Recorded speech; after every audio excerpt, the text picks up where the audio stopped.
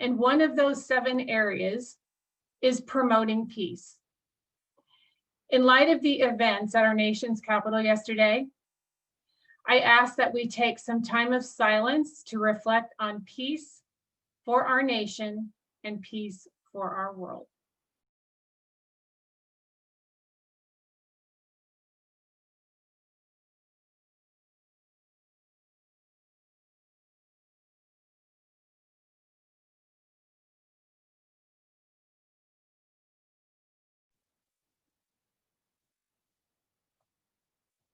Thank you.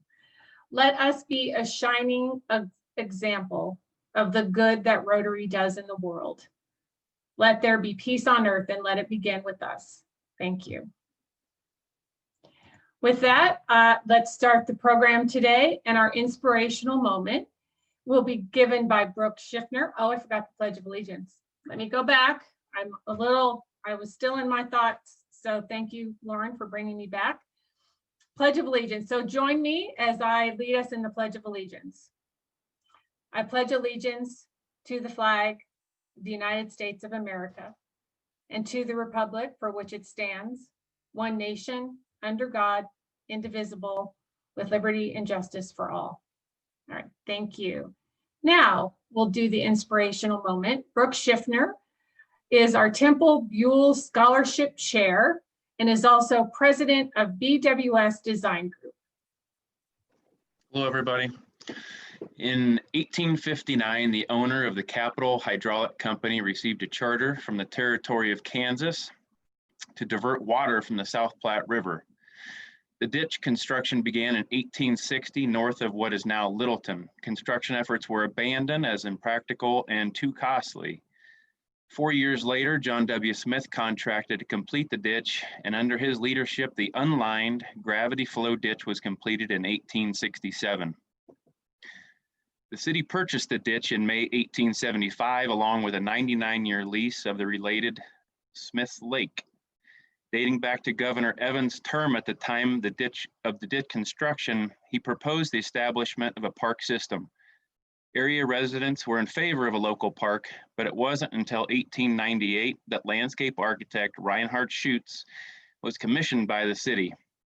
Schutz oversaw construction of an English-style landscape with focal points including a large meadow, lake, a formal floral garden, which was to become the largest floral garden of any park in the system.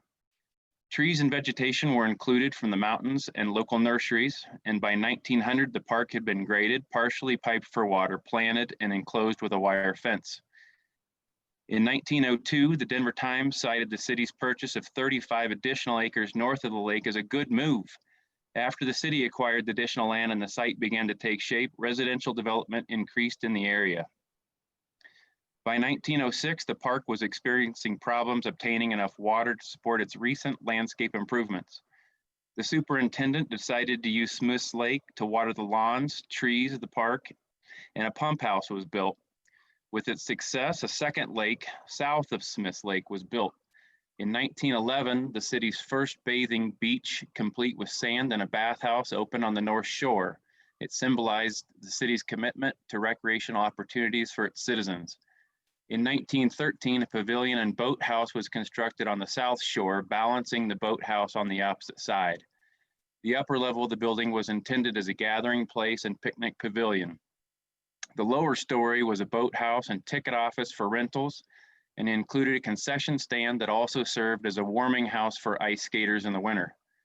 I was inspired by the history of the park, but I'm probably more thankful to our forefathers for their vision, dedication, development, and subsequent maintenance and care for Washington Park. The ditch of the 1860s is still there now and listed on the National Register of Historic Places. Thank you.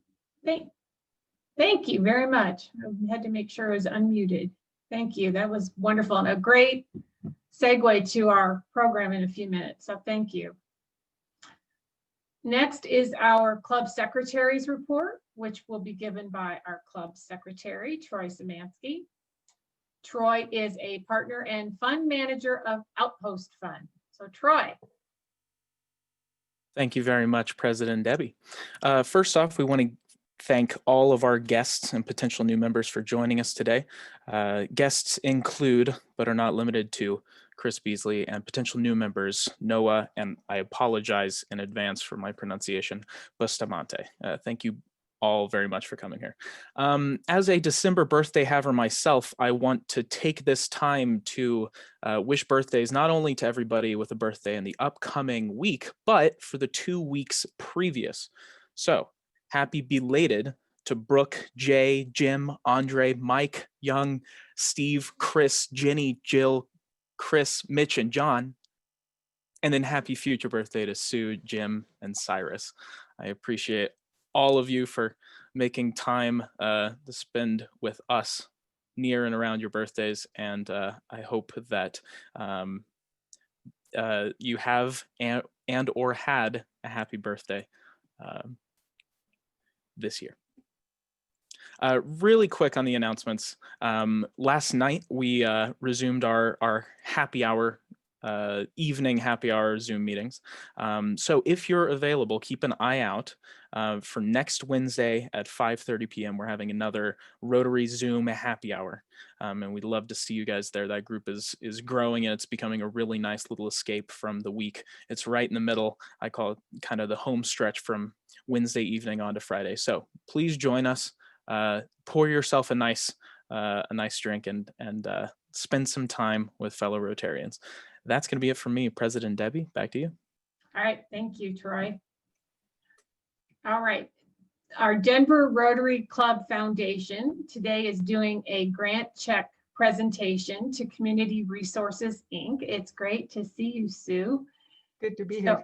Yeah, so our Denver Rotary Club Foundation President Carter Stales will be making the presentation. Carter is also a broker and principal of Carter Sales Commercial Real Estate Services. Carter. Thank you, President Debbie, and good afternoon, everyone. The mission of the Denver Rotary Club Foundation is to jointly participate with the Denver Rotary Club and make a positive impact in our community through the grants that we make each year. Our grants emphasize our commitment in the importance and value of youth and education. Today, I'm pleased to present our $5,000 grant award check to Community Resources.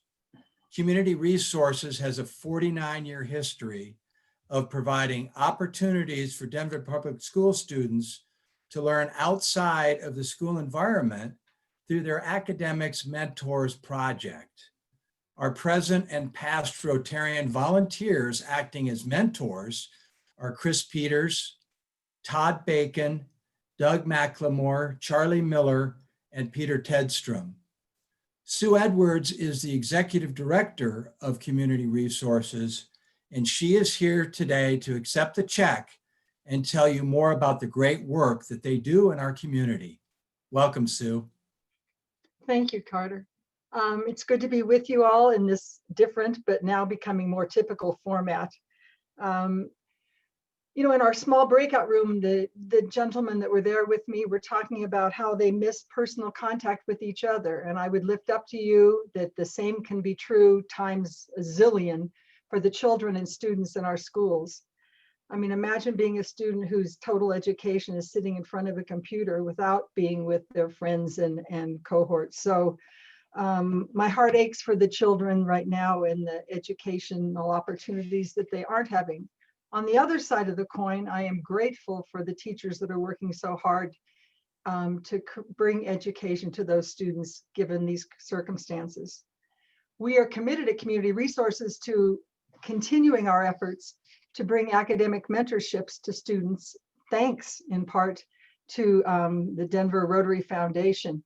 This year, I'm going to lift up in my limited time to talk a couple of those mentorships, maybe 3 of them. One was made possible in a way by the fact that they're being done virtually and remotely. Andrea Koppenhofer, who's a former municipal judge in Aurora, recently was appointed to by the DOJ to become a judge in New York State, an immigration federal judge. But she still continued to work with a student here in Denver first generation college-bound Latina student from JFK High School. And she has matched that student with a number of Hispanic judges from around the country. So that student's opportunities through the academic mentorship program were broadened by the fact that this is now being done via Zoom primarily. I want to lift up to you a wonderful Rotarian volunteer, Chris Peters, that Carter mentioned. He's a certified financial planner, but he worked with an 11th grade George Washington High School student named Lewis Dakin, rhymes with bacon, Todd, no relation, I'm sure. Under Chris's guidance, Lewis created an incredibly detailed stock report on a company called Blackline. Reports are that, I don't know who enjoyed the experience more, Chris or Lewis, but they are continuing to meet remotely once a month. Even though the official mentorship only requires 6 sessions, they develop such a bond that they're going to continue to meet on into the future. And I have to comment that that happens a lot with students and mentors wanting to continue the relationship. I want to lift up Wold architects and engineers who have provided 2 wonderful virtual mentors this year. One is an architect who's working with a student who is bright, gifted, motivated, but just immigrated and only speaks Spanish. Thankfully, Wold architects have an architect engineer that works with them who's working with that student, and that whole mentorship is happening in Spanish. A second mentor from that company is a Native American gentleman who was the first person in his family to go to college. And he, which is so reminiscent and so typical, I should say, of mentorship folks, many of the ones we've gotten from Rotary and other places. I got to do something with that. It's a matter of wanting to give back. They in their lives have been mentored. They've had the opportunity to acquire education. They have a passion for what they're doing, and they want to pass that on to the next generation. And as I said before, sometimes I wonder who gets more out of a mentorship, the mentor or the mentee, but it's a wonderful symbiotic relationship. I think lots of times mentors find themselves in the student, so to speak. They remember when they were the young person who picked up every rock as they walked home from school and tried to identify what type of rock it was, or the one that rescued baby birds and dreamt of someday becoming a veterinarian. So on behalf of all the students that we have served in the 49 years we've been doing this, and hopefully for another 49 or more, but hopefully back in person soon, I bring thanks to the Denver Rotary Foundation for all that you've done to continue to support this program. I enjoy seeing your faces close up. Usually I'm up on the stage and you're all out there sipping soup and eating chicken, but there are some benefits to this format. So God bless you all. Thank you for what you do. And I think that's my time. So thank you. Very nice. And I'd like to lift up Sue also, because Sue is a regular participant, volunteer at our Denver Rotary Club volunteer night at Project Cure. We are on a little bit of a hiatus through the spike in COVID cases in December, and we're taking January off as well, but hope to see you again, Sue, in February. I can't wait to be there. I miss it. I miss seeing you and miss sorting those medical supplies with you. Exactly. Fun. It's a fun time. It is. Thank you. Thank you. Our good news buckets today will be brought to you by our Denver Rotary Club Foundation trustee, Harriet Downer. Harriet is the president and owner of Logical Connections, LLC. Thank you, President Debbie, and welcome everybody to the new year, 2021. So the purpose of the Good News Red Bucket is for you to share your news, your updates, your announcements with both your fellow Rotarians and our guests today. We ask for a minimum contribution of $20. You'll make a donation using the link I just posted into the chat, and Lauren will also include that in the after meeting summary. If you've got news to share, raise your hand, literally, or through the participation tag down at the bottom. You can raise your hand, and Lauren, Debbie, and I will look. And you now know one of the good things that we do with our DRCF donations, grants with Community Resource Inc. So thanks, Sue, for that opening and setup. So, all right, does anyone have good news as I parse through the screens? Nancy Austin, go right Yeah, ahead. I wouldn't necessarily say it's good news. It's with much sadness that I let y'all know that my mother, who was almost 90 years old, there was never anything that she couldn't do. We finally found that she could not fight COVID, and she did pass away on December the 28th. She's in heaven with my dad, and he is now being served his coffee every morning and his feet getting rubbed, and she's with lots of Rotary friends that she met around the world through their 30 or 40 years of travel with Rotary. So it's a sad thing, but that COVID's a mean thing. Y'all take care of yourselves and your loved ones, and it's just unbelievable. So not good news, but anyway, I'd like to make a donation of $100 on behalf of my mom. Thank you very much, Nancy, and I'm so sorry, but thank you for your generosity. Thank you. And do we have anyone else who's interested in making an announcement?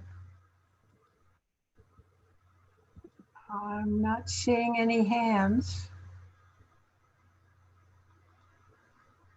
Jim White. There we go. Jim White. Yes, go right ahead and unmute yourself, Jim, and it's all yours.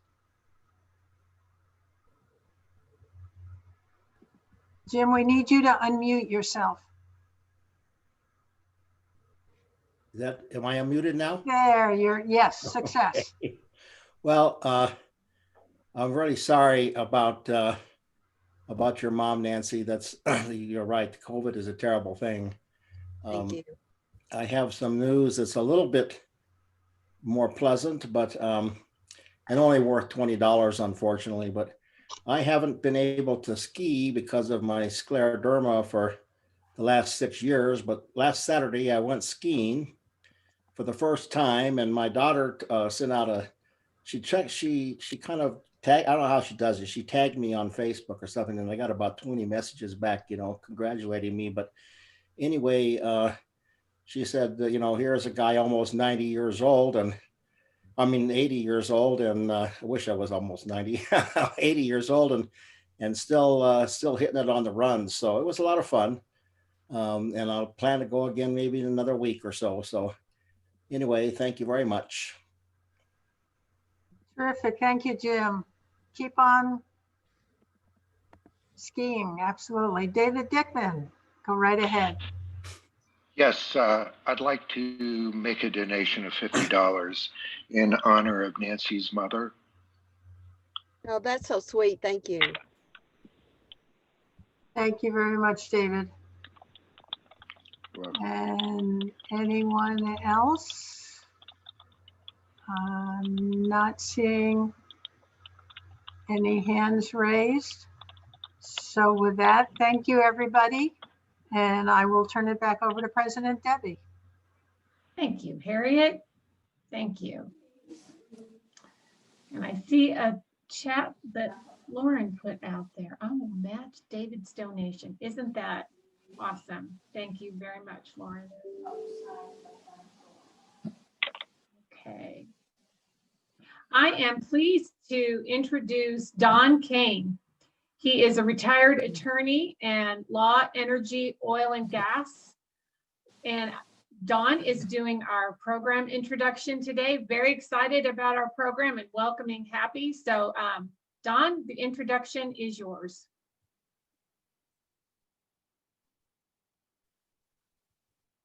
Good afternoon. Club 31 is delighted to welcome one of our illustrious former members, Allegra Happy Haynes, to talk about exciting developments for parks and open space in Denver. Since 2015, Happy has served as Executive Director of Denver Parks and Recreation. She was instrumental in framing the 2018 ballot measure that she'll discuss today and persuading Denver voters that new funding was essential to maintaining and expanding our park system for a fast-growing city.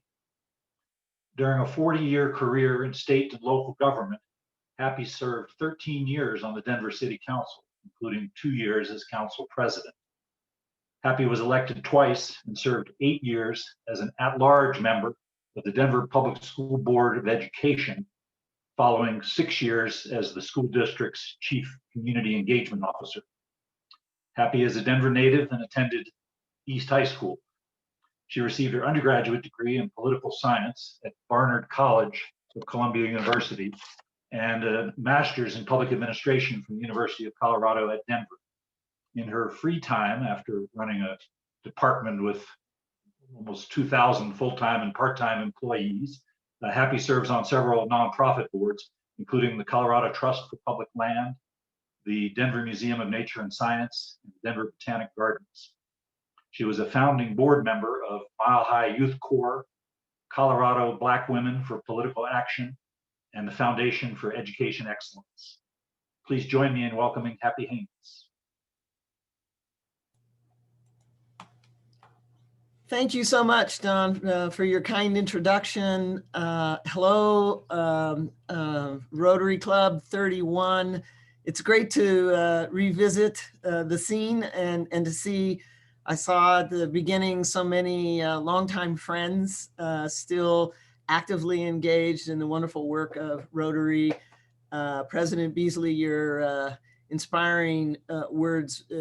You started off with one of the favorite songs of Let There Be Peace on Earth. And so thank you for that. And Brooke, it took me a little while you were describing that story to figure out which of our historic parks you were describing, but it was a beautiful version of just a wonderful story about our Denver park system and how it got started and the visionary leadership that it took to create our system. You see behind me another jewel in our system, our Civic Center Park right downtown. And I'll move aside for a moment so you can see the handiwork of my maintenance team who at the beginning of the COVID crisis thought that our city needed an uplift. And so that was their version of sharing some just uplifting spirit to everyone. So I'm delighted to be here today to share an update on where we are in Denver Parks and Recreation, and particularly how the recent ballot initiative is helping move our work forward. I will share my screen and bear with me. My technology skills are not always the greatest. Lauren, I'm trying to follow your instructions. And let's see. Way to go, Happy. That's terrific. We got the screen up. I'm gonna try to get from the beginning. All right, I think we're ready to roll. And again, I'm delighted to be here to present on behalf of my entire department. As Don mentioned, we have 550 full-time employees, and during the height of our active seasons, up to 2,000 employees who help maintain our beautiful system. So I start with the background and the context for how we are addressing what we call the legacy fund now. We no longer call it 2A because since the ballot initiative was passed in 2018, there have been some other 2A initiatives. So we call it our Parks Legacy Fund because that's how we see the responsibility we have for delivering on the promise that was made to our citizens. So it starts with the game plan for a healthy city, which is our department's 20-year strategic plan. And it guides all of our thinking. The game plan was part of an overall planning process in the city. Some of you may remember a few years ago called Denver Right. And all of the agencies, or the large agencies in the city, the planning office, the Parks and Recreation Department, and the then Public Works Department collaborated on a single vision for the city called Denver Right, and it was captured in our city's comprehensive plan with some overarching principles that guided all of our work across the city, including equitable, a city that was equitable, affordable, and inclusive. It addressed our economy, our environmental resilience, staying connected and safe in our communities, in our neighborhoods, healthy and active, and strong and authentic neighborhoods. And we consider ourselves in Parks and Recreation to play a strong role in many of those overarching principles for our city's growth and development. We started our game plan with planning, with engaging over 4,000 citizens in our community about what they wanted to see in a healthy city and how that translated into our parks. And so we started with identifying what is a healthy city.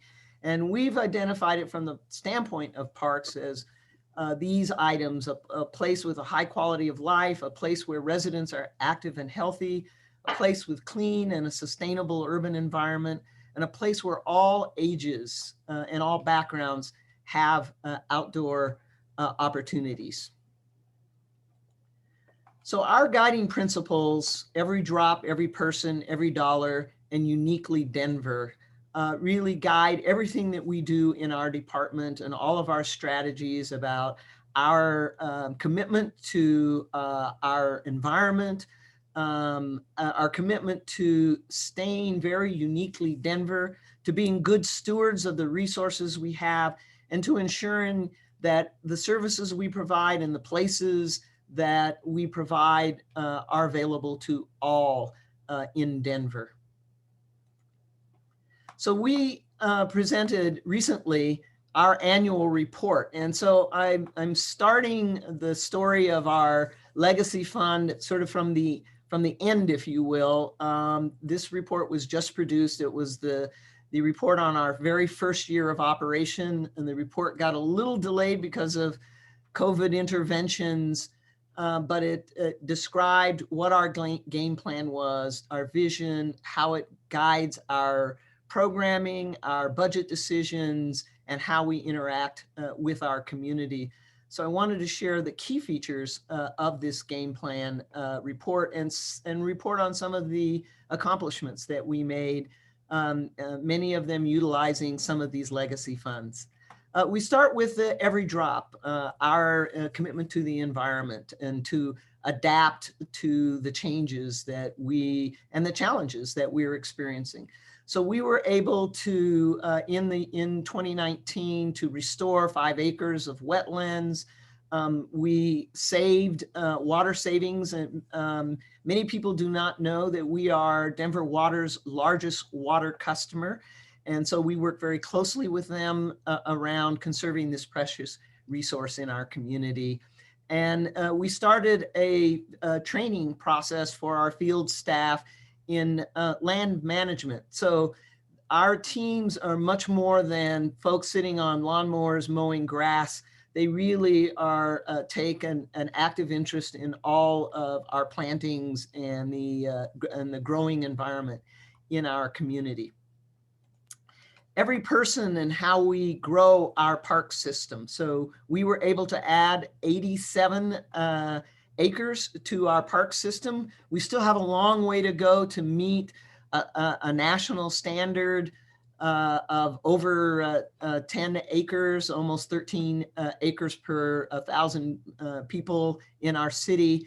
And it's a difficult task when we have a city that is so developed already, but We are up to the challenge, and thanks to the support and some of the dollars in the Legacy Fund, we are actively seeking opportunities to grow our system. And it's driven by the notion that every person in our city ought to be within a 10-minute walk or roll of a quality park or open space. And finally, it's a strong commitment to equity and to serving the highest needs in our neighborhoods. So when we think about engaging in a park system that meets the needs of every person in our community and helps create the healthy city for everyone who lives here, we have looked at creating new programs, and we have a very strong focus now on new outdoor programs, getting kids to seniors, people of all ages more engaged in the outdoors, and particularly in our natural environment. We have established 9 community gardens in our parks to diversify what you see in our parks as more than just places to play, but places to experience the outdoors in so many different ways. And we have created new ventures as young people are coming along, and new sports and new crazes. And so we have been able to create 5 new bike fix-it stations in recreation centers where young people are learning how to care for their bikes, how to build them, and just being outdoors. Every dollar being good stewards. Making sure that we have facilities that meet today's technology needs. We have increased our membership dramatically, and during COVID, who knew that we could continue our recreation programs even though our centers were closed, with creating virtual online programming that has been wildly successful, and we will be continuing that. And finally, creating partnerships with organizations and individuals across this city, a very active program where we have over 10,000 volunteers every year helping us to meet the needs in our parks. And finally, uniquely Denver. We want to make sure that the things that make Denver special are part of our park system. That starts with our urban forest, our many trails and greenways, and a really strong commitment to grow our urban tree canopy, both in our core city and in neighborhoods across Denver. Wanted to show a little video that captures all of this work in a visual format. So let's hope this works.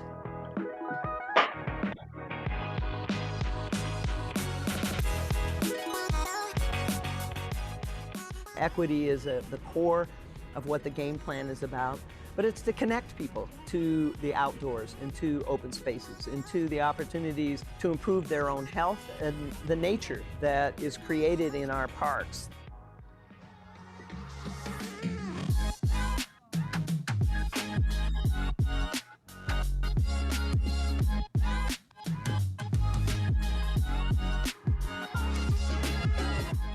We want to be able to do things like this in every neighborhood in the city, in all of the underserved neighborhoods, and really bring that level of equity for some of those neighborhoods up to where it should be.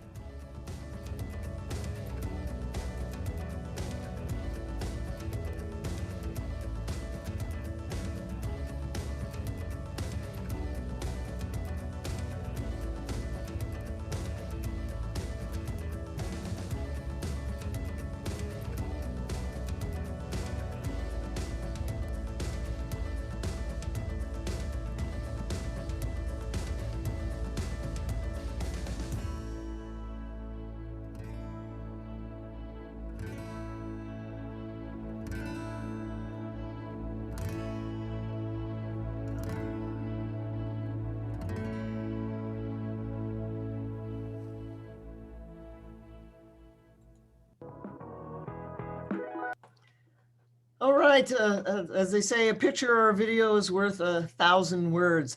So let me turn or pivot for a moment to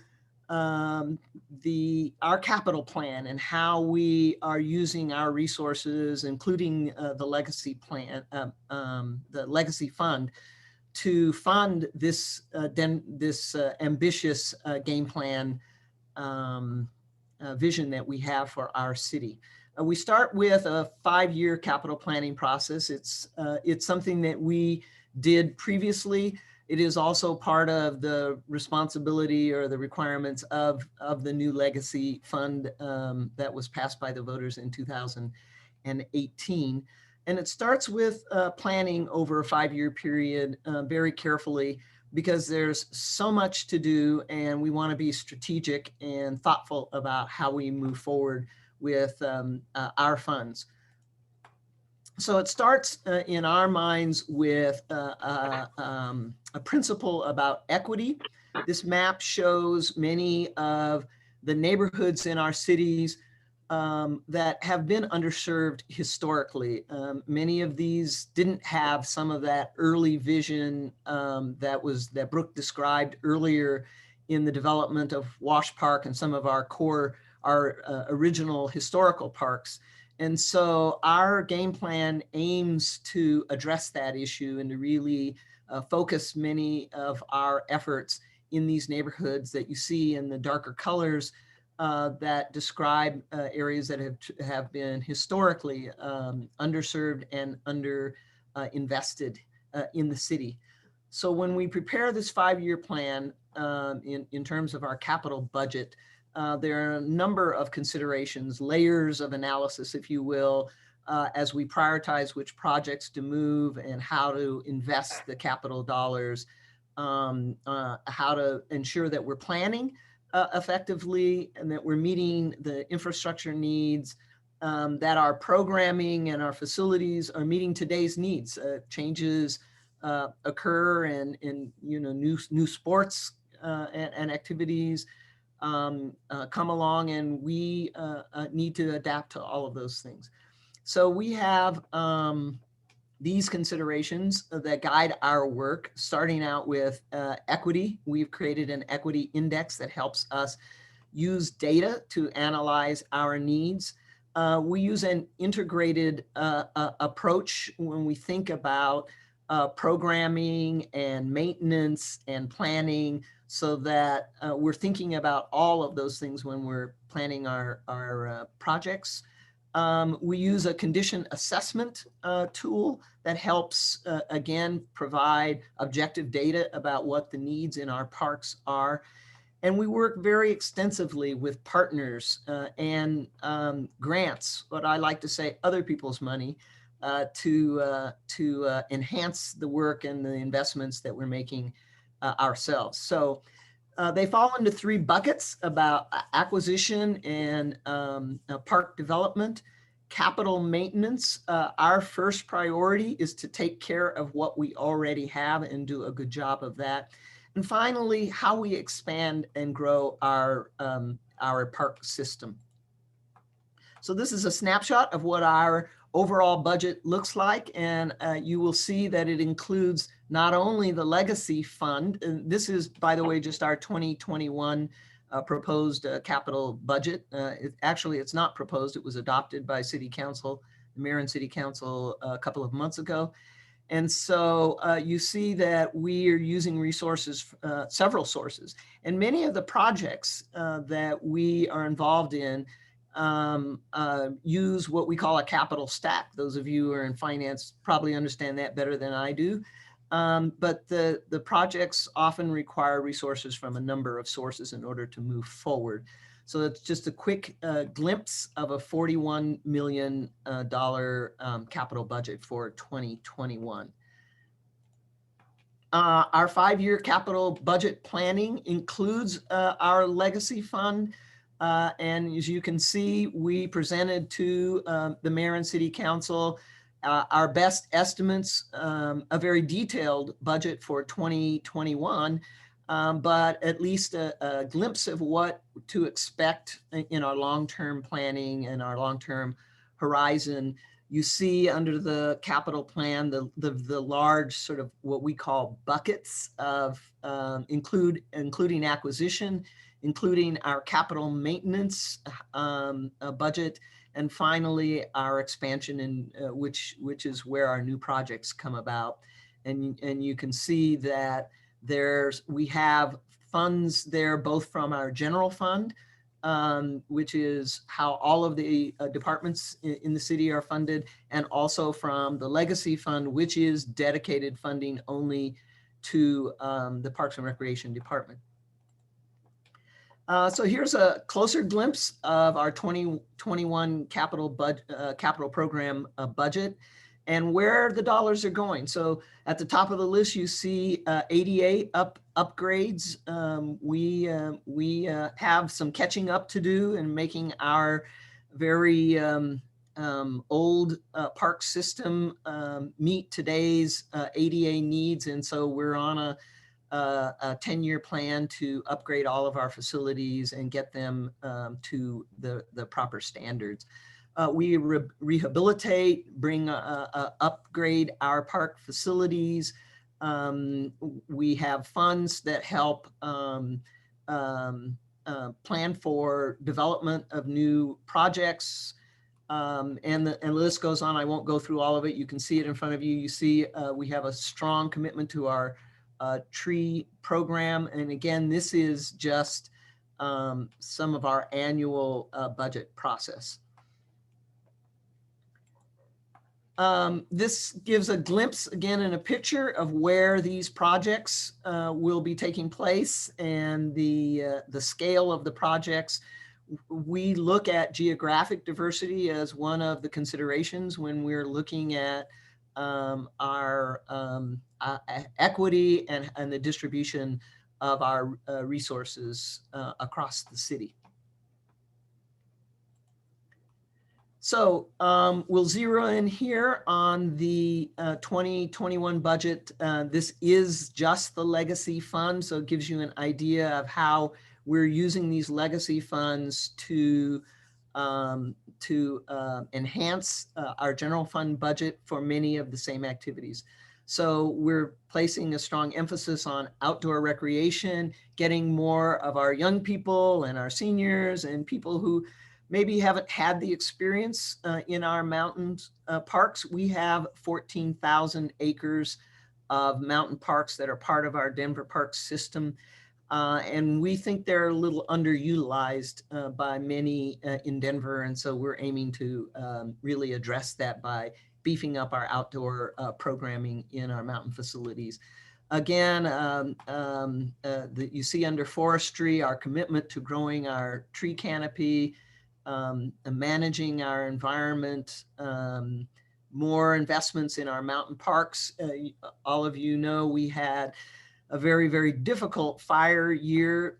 We had 2 fires in our mountain park system. Fortunately, they weren't terrible, but it just reminded us that we have to try to get ahead of the conditions out there that we know are going to be with us for the next few years in this increasing climate change. And so again, capital maintenance, and you'll see towards the bottom there, as much as $12 million of new projects and expanding and growing our system. We'll get into a little bit more detail in the next budget. So overall, that explains the total revenue that we've received. Obviously, the revenues this past year are down a little bit, like in the entire cities, but it is roughly a $34 million annual legacy fund budget.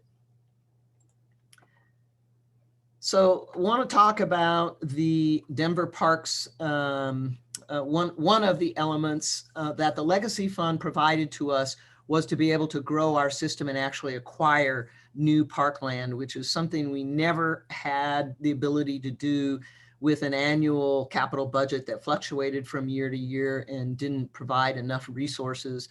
Those of you who are involved in real estate know that in our city, land prices are extremely high. And so finding land that's available, first of all, and being able to afford it was really out of our reach for many years. So we have embarked on creating a strategic acquisition plan to guide us in where we find land, starting off with equity, closing that 10-minute walk gap in neighborhoods where we don't have it, really focusing on the resilience of our city and the restoration of our waterways and our natural environment, a strong focus on our downtown and high density, high growth areas, ensuring that people have access to outdoor spaces, and upgrading our facilities across the system, our aging facilities, and then not only that, but increasing the acreage in our mountain park system. So you'll see again a snapshot of one of our high priorities, and that is growing our urban forests. This is just a snapshot of downtown Denver. On the right, you see what is essentially a heat island. All of those red areas show the concrete and where the Denver's hottest place in the city is in our downtown core. So we have partnered with the Downtown Denver Partnership to create an urban tree initiative with private property owners and with us investing and the Downtown Partnership investing on greening our downtown area. So those are just a few examples.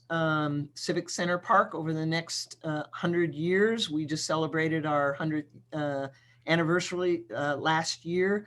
So we're involved in transforming Bannock Street, which has now been closed, and upgrading the Greek Theater and creating some new spaces in our Civic Center process, in our Civic Center Park. And finally, Skyline Park downtown, right in the heart of the downtown area, is undergoing some changes. We're planning the entire new design for all 3 blocks. We have funding both from the bond and from the legacy fund for construction starting in block 2, which is between 16th Street and 17th Street. So those are all active planning efforts that are part of the new capital program that we have, thanks to the legacy fund and thanks to the voter supported Elevate Denver Bond Initiative, which was also passed a few years ago. So that brings us to the end. I just put a reference here for any of you who want to get more details. There's far more detail in our annual report that you can access in this area, and I'll be happy to provide. In fact, I think Lauren has a copy of this presentation that we'd be glad to share with all of you. So thank you very much for having me, and I very much look forward to any questions that you might have. Well, thank you, Happy. That was very informational and inspired. The parks and the open space have been a lifesaver, I know, for my husband and myself during the pandemic. So it's just been amazing. We've got a question about that, and I do have a number of questions queued up. So let me start from the top. Is the 5280 trail part of Denver Parks and Rec Plan?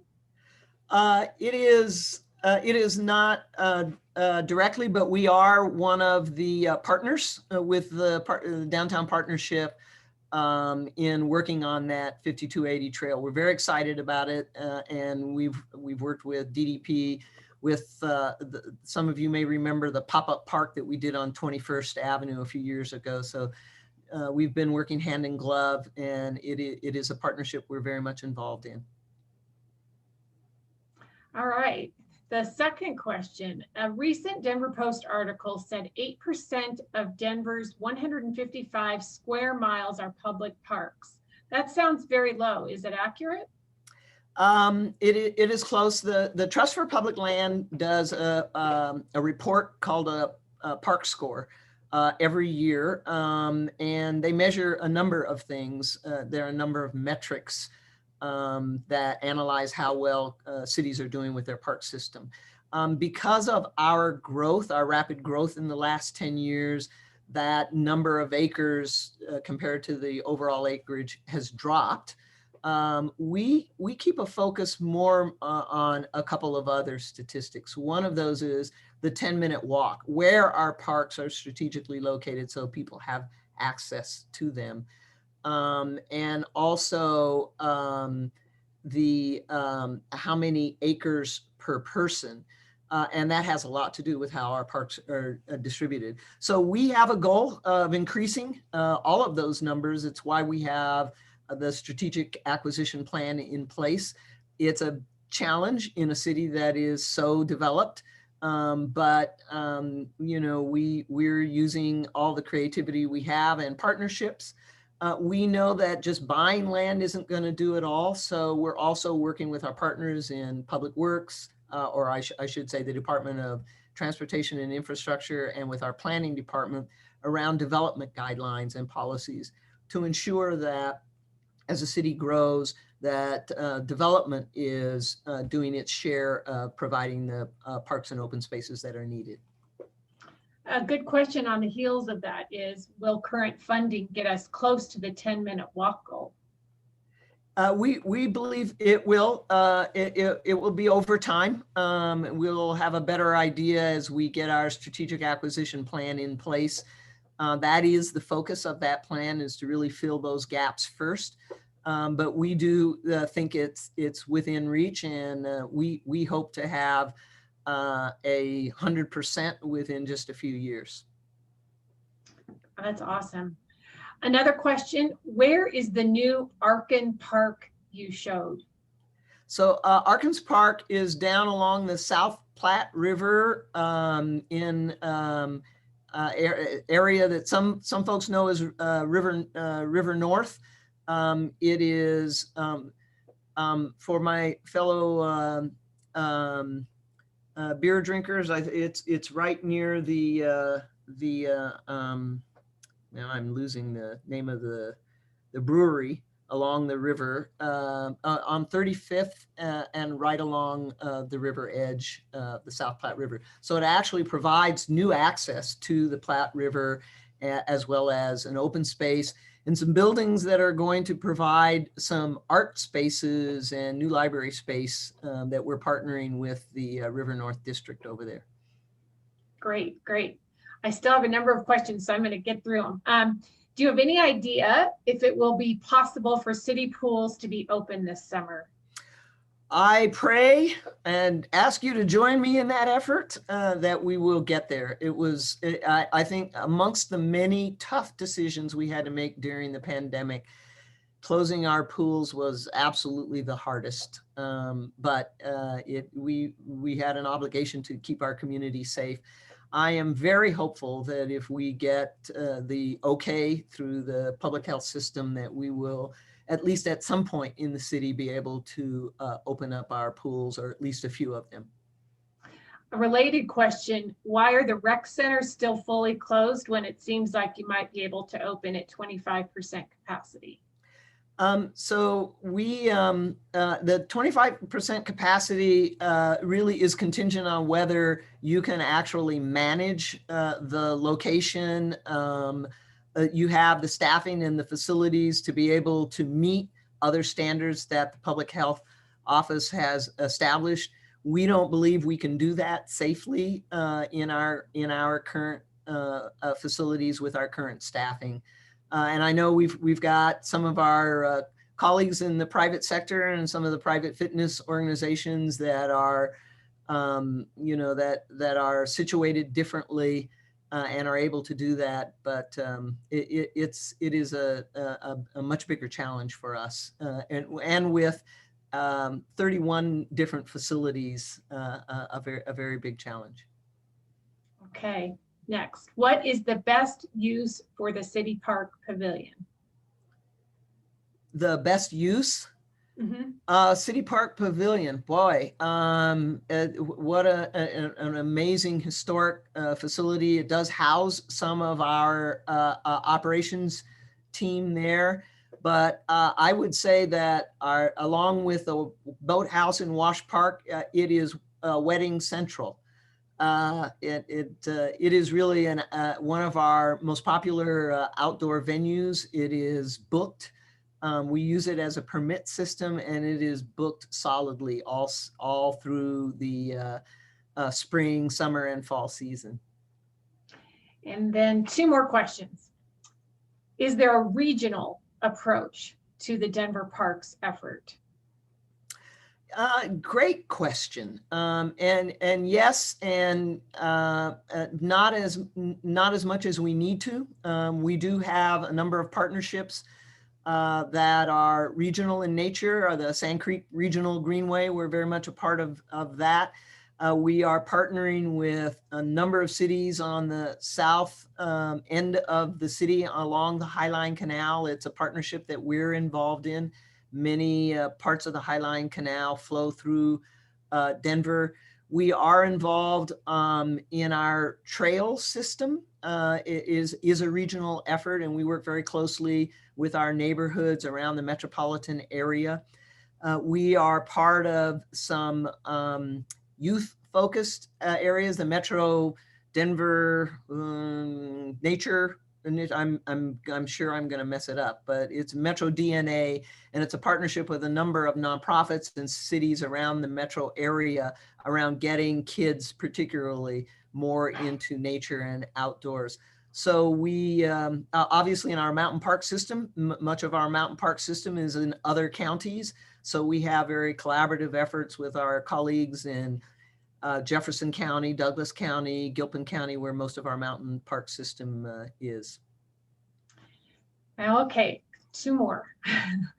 If you can stay with us, can you stay with us? Okay. Sure. Can you address the Denver homeless issue and how it intersects with parks and recreation? Ooh, yes, and I'd need another whole session to address that fairly, but it has a significant impact.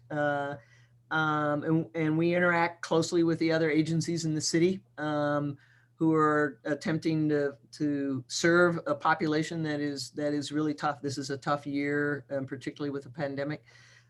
We welcome all users in our parks. We have some, we do not allow overnight camping in our parks. We have a parks curfew in all of our system. So that has been a challenge with some of the camping. But we work, our park rangers work very closely with individuals that are unhoused and provide many resources and help them get services, welcome them to our parks with the right kinds of activities. But it's a constant, I don't want to say, challenge and opportunity, shall I say, to make sure that our parks are open and welcoming to all, but are well kept and maintained, and we've got the right activities going on in them. So it is a continuing effort. A potential another program topic, it sounds like. Yes. And then the final fun question, weed management. What happened to the goats? I don't know. The goats, we were using goats at one time for weed management in some of our facilities on a lease. And I think the folks that were managing that goat herd have moved on to other places. And we have a new team that have a different, we do have a pest and invasive species management program that involves a number of sources. So I loved the goats myself, but I think they just went away. Well, thank you so much. Very, very, very much. I think, as you know, Rotary International, which we are also a part of as part of the club system here, they have a foundation, much like we have a foundation, and we support both. One of the parts of that foundation is the eradication of polio, which is our mission in Rotary International for across the globe. Rotary International is providing best practices already to COVID vaccination to the countries where we are vaccinating with hand washing techniques and wearing masks. So we have been an active part of that as well. On behalf of your being with us today, we will make a donation to Polio Plus. We will be inoculating 33 children, and with the 2-to-1 match from Bill and Melinda Gates, there will actually be 100 children inoculated against polio. around the Well, world. that's fantastic. I was always so inspired and impressed with this effort of Rotary International, and I certainly hope during this pandemic that they've used Rotary as a resource for how to get it done. They certainly are, and I can see that even growing. Yeah. Well, thank you very much. I'm so honored. I can't think of anything, when we talk about healthy communities, healthy city, healthy people, healthy world, what better way to start than with polio vaccinations. Well, thank you very much. Thank you. Our next week's meeting will be a week from today. It will also be an online meeting, although we're looking at future hybrid meetings. Our speaker will be Dave Ruppel, the Director of Colorado Air and Spaceport. So please join me in concluding our meeting with the Rotary four-way test. Of the things we think, say, or do, is it the truth? Is it fair to all concerned? Will it build goodwill and better friendships? Will it be beneficial to all concerned?